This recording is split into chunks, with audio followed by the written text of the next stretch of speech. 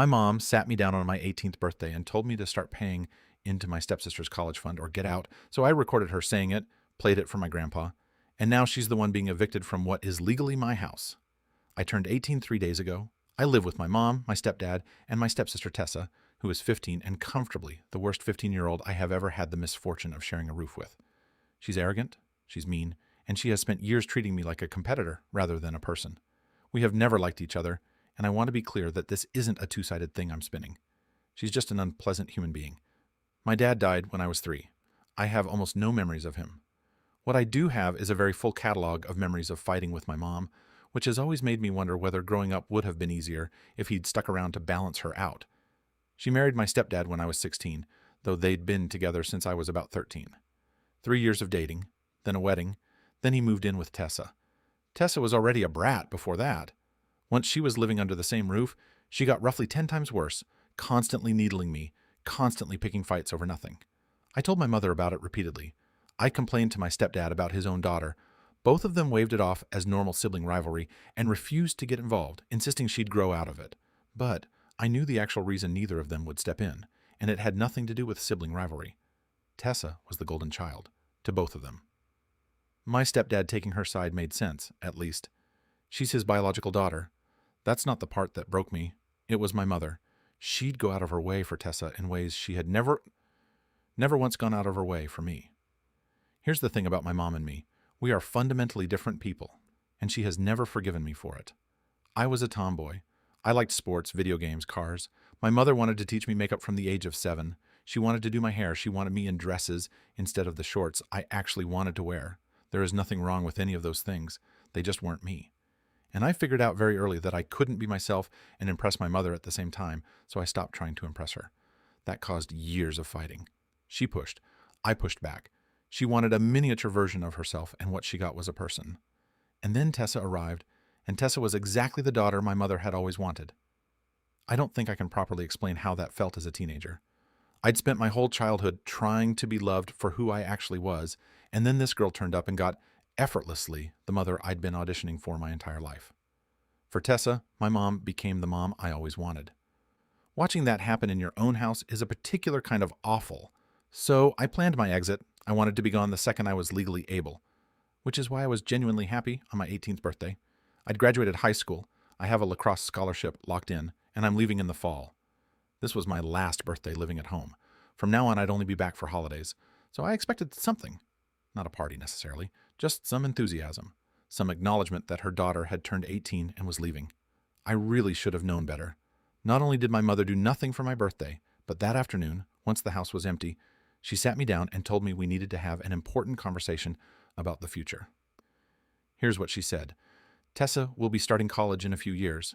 Tessa isn't a student athlete, so no sports scholarship like mine. Tessa's grades aren't good enough for an academic scholarship either, which means her tuition will have to be paid in full. So they'd decided to start building her college fund now, to avoid financial strain later. And since I was an adult as of that morning, they expected me to contribute, or I would no longer be welcome to live in that house. I asked her to repeat herself, because I genuinely thought I'd misheard. She repeated it calmly. As a member of this household, I pitch in or I leave permanently. My stomach dropped out of my body, not because of the money, but because of how completely serious she was. Let me lay out how absurd this is. My mom is a nurse. My stepdad is a pediatrician. They work at the same hospital, which is where they met. I don't know their exact combined income, but I know it's more than sufficient to fund their daughter's education without shaking down the 18-year-old. And this is for Tessa, a girl who has spent years actively making my life worse. If we'd had any kind of relationship, maybe I'd have thought about it. But we don't. There's also the small practical issue that I'm leaving for college in a few months and will need money sent to me, not extracted from me. But I couldn't say no because the threat was real. I want to come home for holidays, and the moment I graduated college, I'd effectively be homeless. That's a genuinely terrifying thing to sit with on your 18th birthday. I didn't fight with her. I told her I needed time to think, and I went to my room. And then I thought very carefully about my options. Arguing with my mother has never once worked. She was never going to see my side. She would always land on her favorite, and it was never going to be me. So I decided to go to my grandparents instead, her parents. Now, here's a detail that matters. My mother had essentially forbidden me from talking to them. Her official reason was that they were fragile and didn't need me troubling them. I was only allowed to discuss safe topics with them. I was only allowed to visit with her present, never on my own. I broke that rule exactly once, in my junior year when I dropped by their house unannounced just to spend time with them. When I told my mom afterward, she became hysterical. So I never did it again, because I didn't need that fight in my life. But here's the thing. I had a lovely time that day, and they did not seem remotely fragile or sickly to me. They're in their early 60s and perfectly healthy. That afternoon, I decided I was breaking the rule. My grandparents were realistically the only people alive who could make my mother do anything. I needed them. But I also knew what I was walking into. I was about to ask two people to take my side against their own daughter on nothing but my word. So before I left, I did something I'm quite proud of. I went back to my mother, turned my phone's voice recorder on, and asked her to explain again exactly what she expected from me once I was away at college. And she repeated the entire thing, every condition. She sounded a bit exasperated at having to say it twice, but she didn't suspect a thing. Then I told her I was heading out with friends and would give her my decision when I got back. Because it was my birthday, she didn't push. She let me go. I walked straight to my grandparents' house, a few streets away, and I told them everything. And I mean everything. I'd only intended to explain the college fund ultimatum, but somewhere in the first few minutes, I just came apart. I ended up sobbing my way through the whole thing, years of it, all at once. Turns out I was handling my mother's rejection considerably worse than I'd been telling myself I was, and when I finally got to the part about the ultimatum, I stopped talking, took out my phone, and played them the recording. I watched my grandmother's hand go up to her mouth. My grandfather didn't move at all.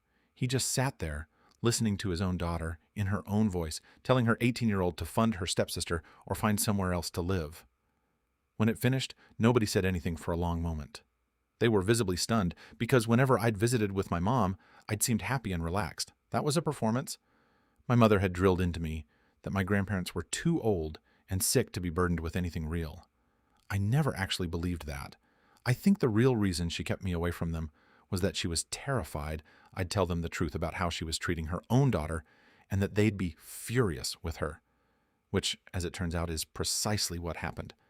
They held me for a long while and told me they were going to fix everything. I didn't know what that meant, but I watched my grandpa's face while I was talking, and I have never seen him look like that. Once I'd pulled myself together, they pressed a $100 bill into my hand and told me to go out with my friends, because it was my 18th birthday and I deserved to have one good part of it. They promised that by the time I came back, I'd have nothing left to worry about.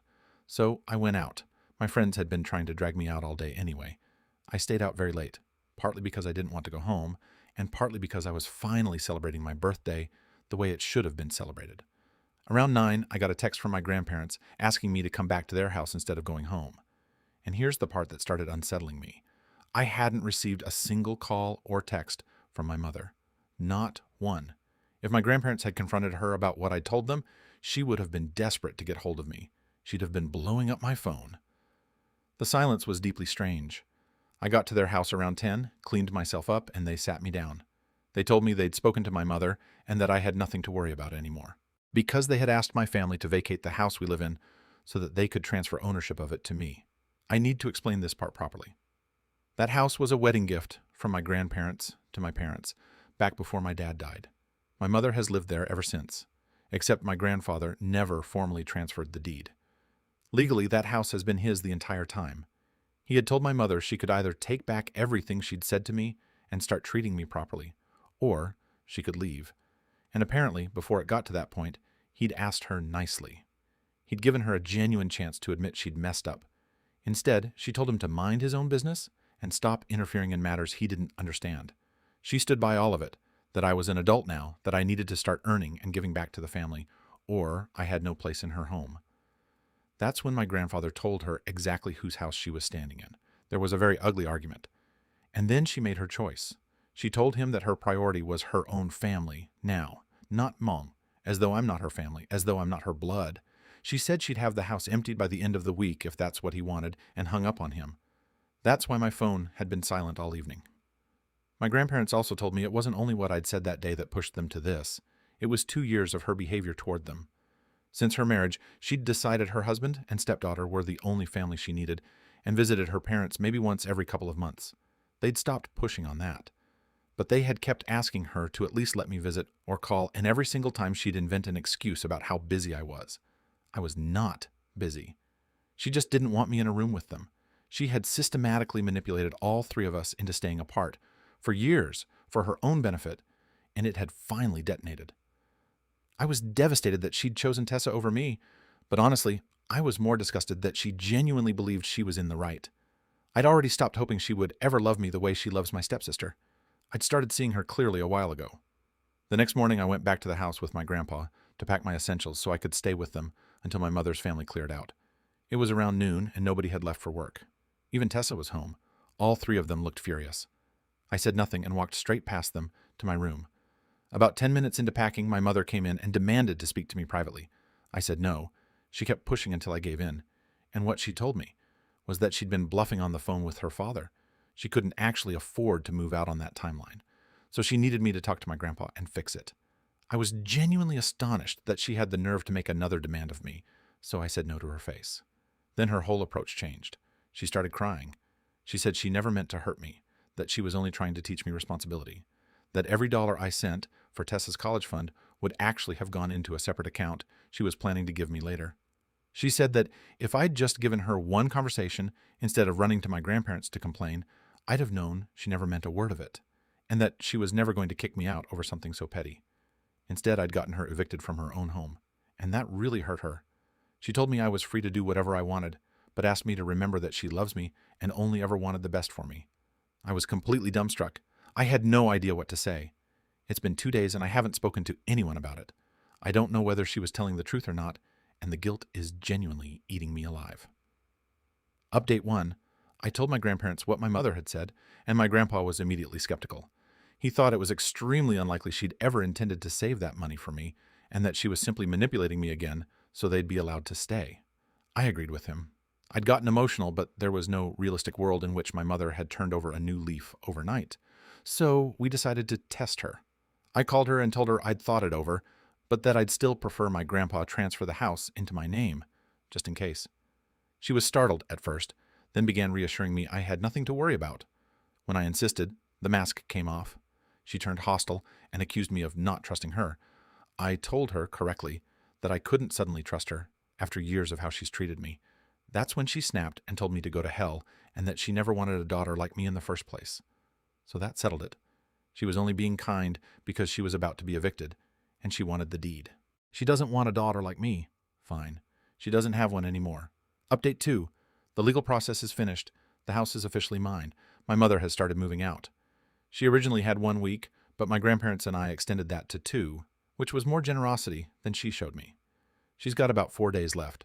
My grandparents are also planning to sell their current house and move in with me, so they can look after the place while I'm away at college. I think it's a wonderful idea, and I genuinely can't wait. Update 3.